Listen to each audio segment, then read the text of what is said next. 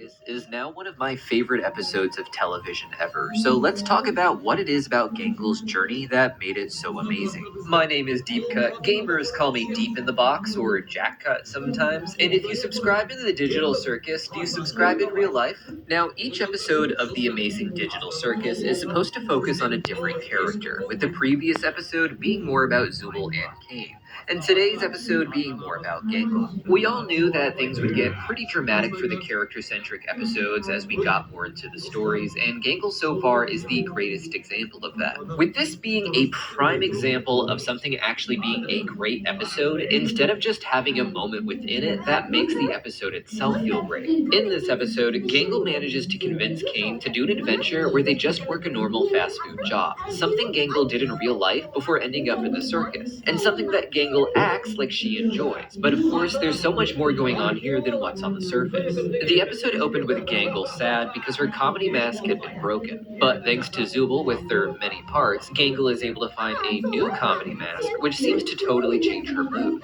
As Gangle explains, it makes her feel normal, and normal becomes an important theme for the episode. For instance, when Gangle manages to convince Kane to let them work at a fake fast food joint, she also convinces him to make her the shift manager, just like she was at her job in real life. With her new comedy mask making her smile, Gangle is able to approach this job in a seemingly positive way, and it seems like simulating her real life is something that would be good for her. But as the episode goes on, she starts to crack, and we get a look at her real issues. This starts with Jax refusing to work, and Zubul not wanting to either. So Gangle calls up Kane to make sure there is some sort of punishment for those who don't follow her orders. This is already very concerning on its own, but at first you want to just believe it's what Gangle has to do for her form of therapy. But as the episode goes on, we see it's a lot less about therapy and a lot more about this addictive feeling of control. When Pomni later takes the time to talk to Gummy Goo, for instance, Gangle has a little freak out and claims that Pomni thinks her authority isn't real just because the game itself isn't real.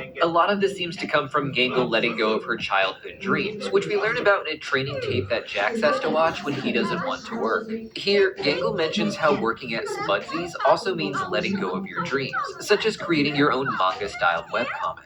This is kind of the anime nerd equivalent to becoming something like a big actor or celebrity. And it's something that feels attainable to a lot of young people because all they have to do is work on one comic. But that can take a long time to become successful if it ever does. And in that time, a lot of people are still expected to get a job in order to help make ends meet and support themselves. This in turn takes up too much time and energy for the person to actually pursue their dream, and what little time they do have, they want to spend resting and having fun, so it ends up just crushing the dream entirely. It's kind of a devastating reveal to the audience for an indie animation cartoon.